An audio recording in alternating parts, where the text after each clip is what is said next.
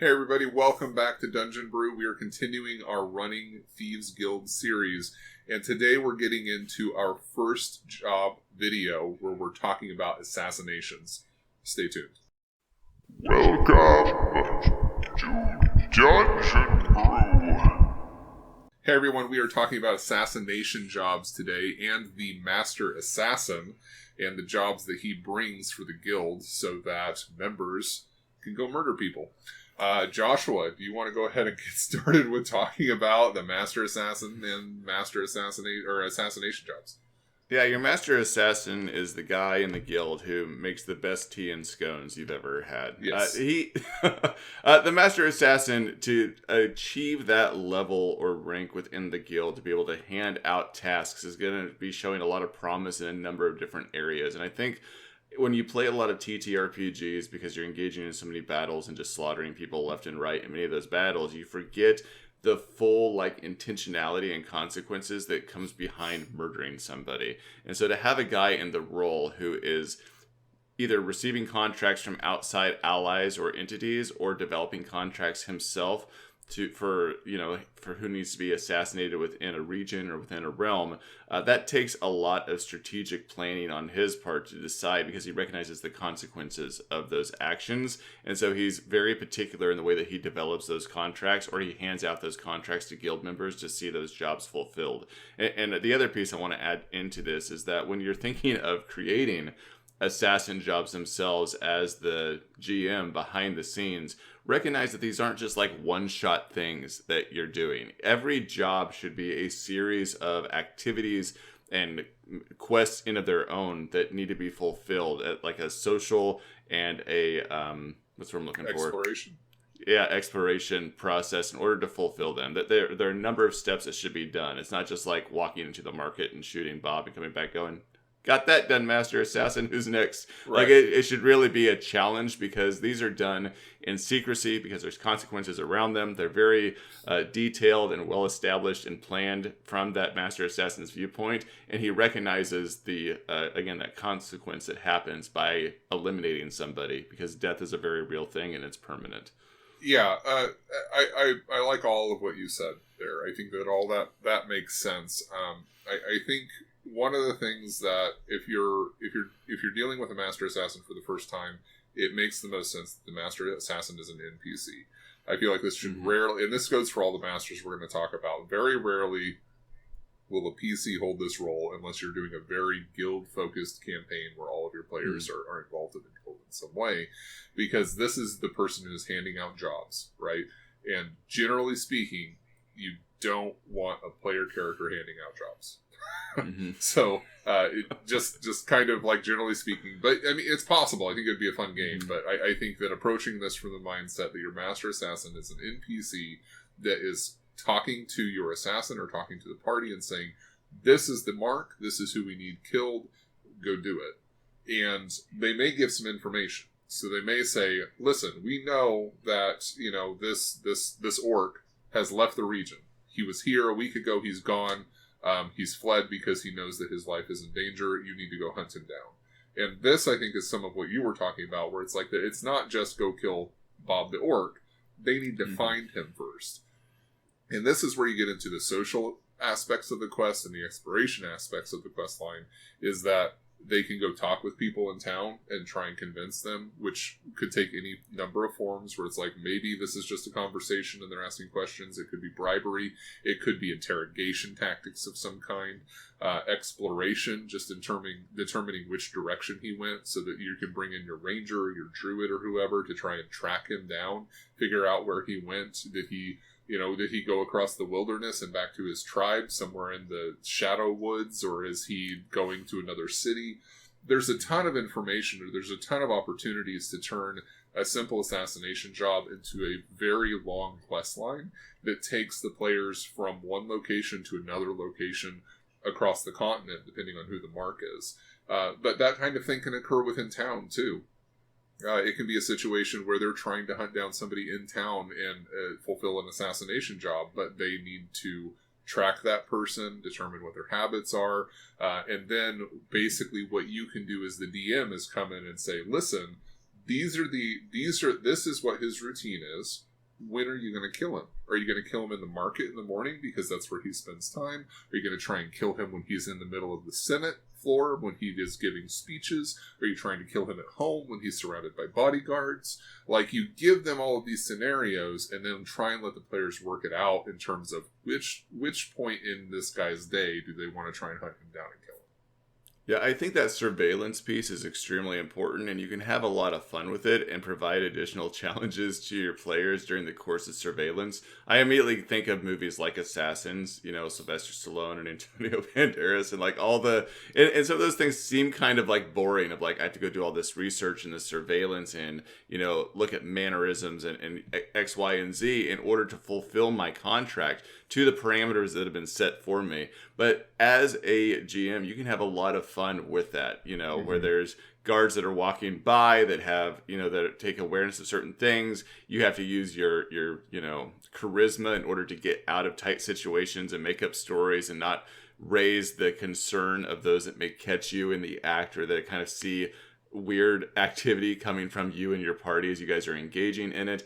And as the Master Assassin, if you're playing that role as an NPC, I think it's really important that you set parameters around each assassination that you present. So there are things that are allowed and there's restrictions. You know, I only want Bob the Orc to be killed in private, and I don't want any sign that we were ever there. I want you to make it look like an accident, or, you know, our signature is this poison that we use. You have to find a way to have him consume this poison in some way. Like, there may be parameters that they set up that makes the assassination that much more challenging and interesting. And it's so much fun to see how your players solve those riddles where you yourself may not even know how it's going to be solved, and they'll find the solution. Right, and that it may be determined by the contract. Whoever hired the guild in order to fulfill this contract said, listen, this is what needs to happen, because maybe the person is a murderer. It's like, they killed my child, and this is how they did it. And they go, okay, well, because, you know, this person killed my child in a specific way, he needs to be drowned, or he needs to be bludgeoned to death with shoes. You just need to figure out what those things are, and then, like you said, give them to the players. And this is the surveillance piece too. Combining the surveillance, the restrictions for the assassination, it makes players have agency. It makes their decisions important, and it makes it feel like there's some investment in what's going on in the assassination job. And it's not, like you said at the beginning of the video, just walking in and shooting somebody and going, all right, he's dead, next mark. Because that is boring.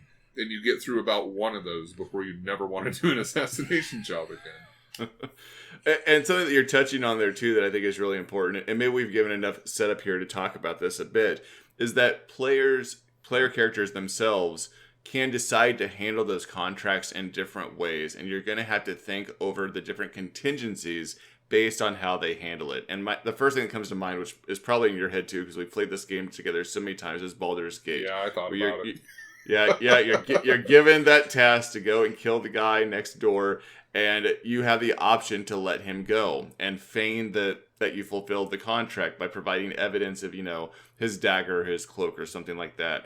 And you end up letting him go. What happens with your characters in regards to their alignment, their motivations, and their desire to continue to gain loyalty and reputation and receive entitlements within your guild when they're given maybe contracts that they don't want to fulfill? A contract comes on their desk where they're supposed to go kill their old employer who's actually built them up to where they are now, and they don't want to kill that guy. Yeah. But they do want to remain in the guild. And having those moral quandaries set up there and contingencies for when your players want to fulfill the contract in a way that's different than what's being specified can, again, prove to be very entertaining. And I will say, as a caveat, when it comes to moral quandaries, you need to be careful that you're not overusing these, because they can get very dreary.